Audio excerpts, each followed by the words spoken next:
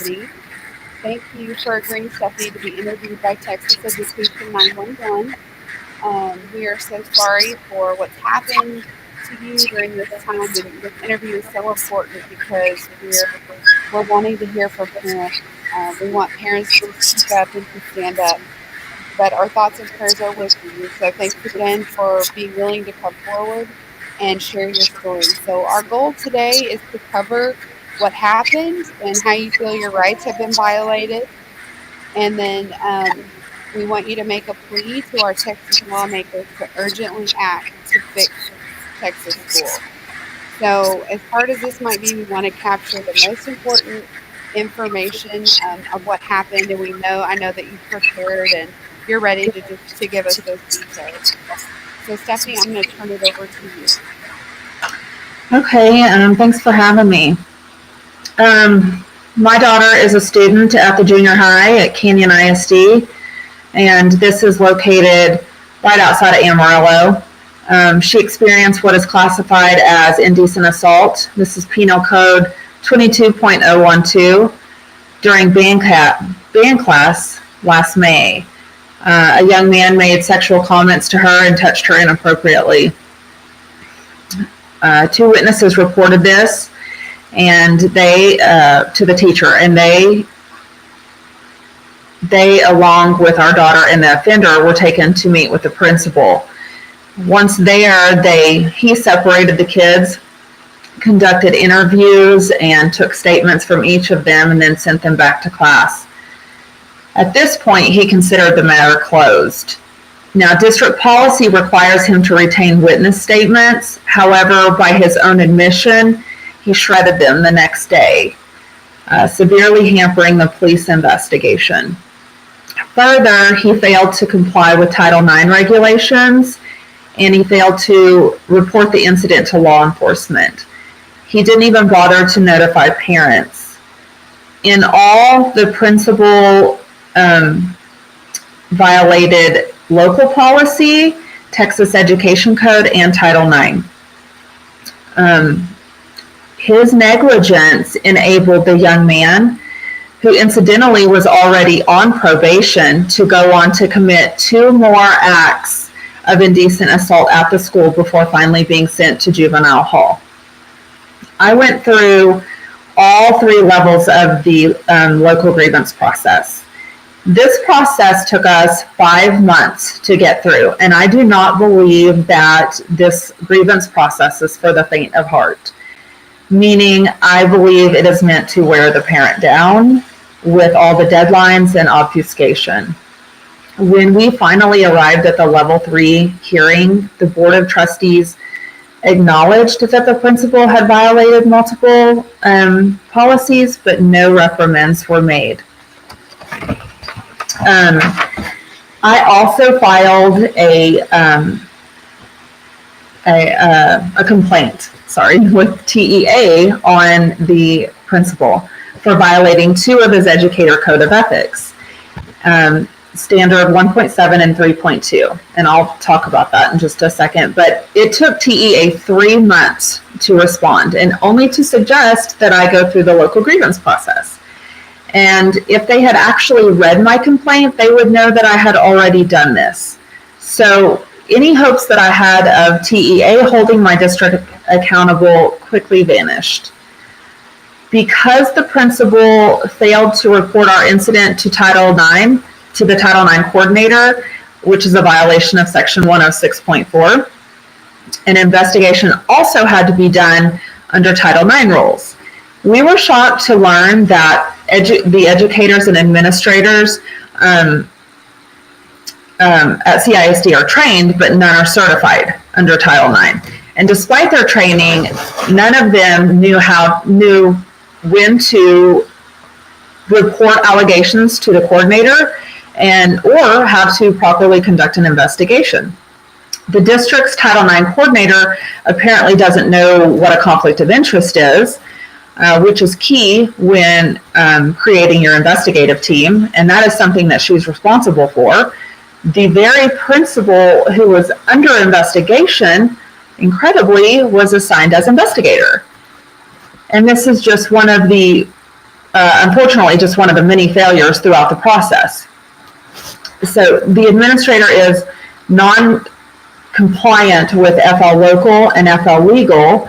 And just real quick, the FL Local states that a cumulative record shall be maintained for each student from entrance into the district schools until withdrawal or graduation from the district.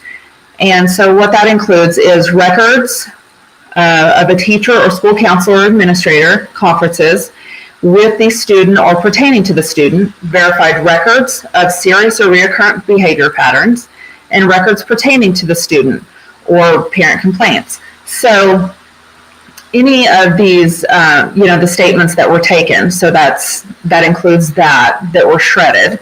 So that was violated.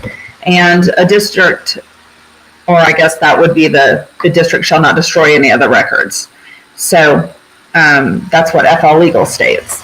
And as an employee of CISD, the administrator is required to follow FFH regulations, and he was non-compliant with 7 of those regulations. And I won't go into all of those, but what those do include would be notifying parents and assuring the complainant of protection from retaliation, and maintaining detailed notes of interviews, developing a summary of interview notes, and preparing written reports of the investigation, etc. Those type of things. But all of those were violated, and these are things that the Board of Trustees recognized but didn't do anything about. The administrator was also non-compliant with those code of ethics that I was talking about, that I complained to TEA that they totally just disregarded.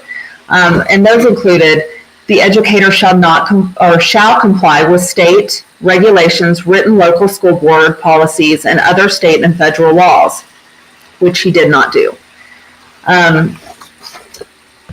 The other one was standard 3.2. The educator shall not intentionally, knowingly, or recklessly treat a student or minor in a manner that adversely affects or endangers the learning, physical health, mental health, or safety of the student or minor. This administrator is non-compliant with Title IX regulation, Section 106.4. A recipient with actual knowledge means notice of sexual harassment or allegations of sexual harassment is given, must report to a student or to a recipient's Title IX coordinator. A school has actual knowledge of a Title IX allegation if notice is given to any employee, staff of a school, and they have a legal obligation to respond promptly and to report to the Title IX coordinator. It doesn't matter if one determines the facts presented do not constitute opening a formal investigation. They are sexual harassment allegations, and he or she is required to report.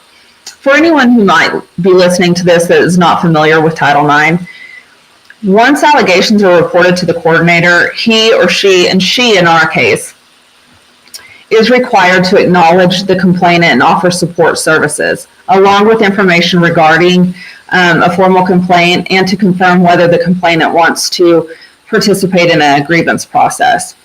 Our district's coordinator took no steps to do this. She was made aware of the allegations 2 weeks after the incident, which is the principal's fault. But even being privy to this information, I still had to reach out to her to obtain a formal complaint form. It was a total of 40 days after the incident when I made contact with her. And when I did make contact with her, I instructed the junior high principal to open a formal investigation. And I got to tell you, at this point, I didn't know how to feel. The way in which this was handled was frustrating and disrespectful. The blatant disregard for following procedures and regulations was at an all-time high. And the fact that the school districts can do in-house investigations is unethical, in my opinion. I have met parents that have never even heard of Title IX, and should any of them ever have to file a formal complaint for their child, they should research this law and get very familiar with the district's policies on it.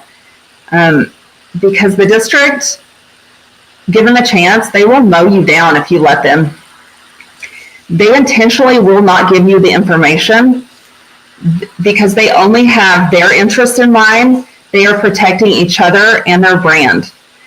By assigning the principal as investigator to our Title IX case,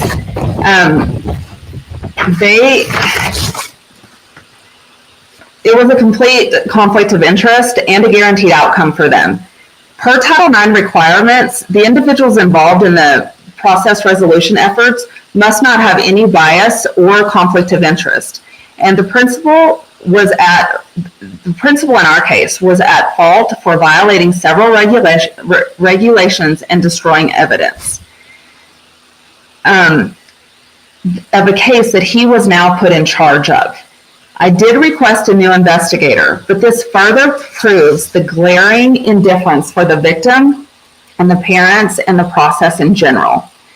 It is not, and I've said this before, but it is not a matter of incompetence, because there couldn't be that much incompetence in one place. It is pure negligence.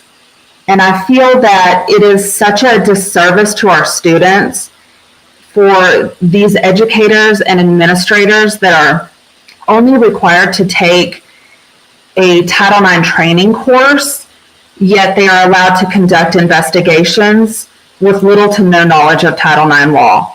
I have asked several educators what their knowledge of Title IX is, and they look at me puzzled because they admit that they just, clicked through their training. So it's concerning. I'd also like to add that we were offered some chintzy little stay-away agreement for our daughter, and this little piece of paper is worthless. It offers no real protection. Literally, no one knew about this agreement aside from the assistant principal and maybe a couple other administrators at the junior high. No one was watching this offender. No one even knew he needed to be watched. And I don't even know that anyone cared, for that matter. Because if staff had been put on notice, then I venture to say that it's possible that these other two victims, this may not have even happened to them. So it was carelessness on the district's part. Our district is in trouble, and there's no real leadership. Policies are not being followed, and there's absolutely no accountability for it. So. Wow. So this is exactly why the Texas Education 911 legislative priorities are so important. So you mentioned several things. First of all, the school has no fear of being sued because of sovereign immunity. Yeah. They're biased because they have their own interests in mind, especially being the primary investigator. So that's completely weighted on their side in their favor. And this isn't the first story that we've heard of the same thing happening. With Texas Ed 911, what we're hoping to do, and there's been lobbying, and we're actively working in Austin to try to make this happen, but we need a parent ombudsman for education so that parents with a situation like this can file a complaint directly to the state with one phone call, and then a mandatory investigation is required, and it would be a third party. So you're not going to have the bias and the conflict of interest that we saw here. So clearly the school does not understand or respect your rights as a parent and your rights to be a parent and protect your child through their upbringing, whatever they seem to want to protect your child. So we're really advocating for changes to the Texas Constitution and the Texas Education Code so that we're protected. You as a parent, I as a Texas parent with children in public school, we really need that. We really need our rights to be protected. So I thank you so much for coming forward with your story. And if there is a parent out there that hears this and you have a story to tell, we want to help you do that. So please email texased911@gmail.com if you want to get in touch with us and you'd like to share your story as well. But thank you so much, Stephanie. Do you have any closing words? I'd just like to see some checks and balances in place. You know, we need laws that have teeth in them because currently none of the laws in place have any effect on reality, and districts know that following them is optional. And until this is acknowledged and purposeful action is taken, our children will continue to suffer. Absolutely. Thank you so much. Thank you.